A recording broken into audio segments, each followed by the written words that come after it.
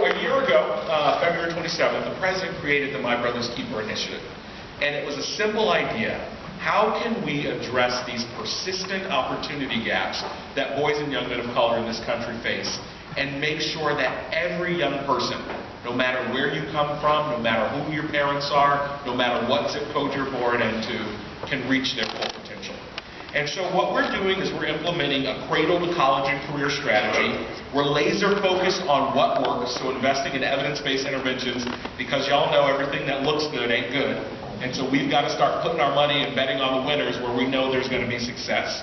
And we're looking at working on areas where we know in the life of a boy or young man of color on their path to adulthood, there are 6 key areas we know if we can touch on those areas, we can have the most impact.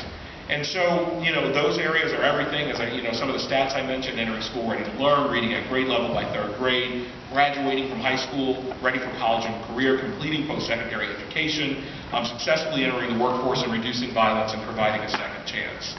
And, you know, when I think about this work of My Brother's Keeper and the strategy that we're trying to employ, for me and maybe many of you, this work is very personal. It was mentioned that I'm from Springfield, Massachusetts. My parents were 16 years old when I was born.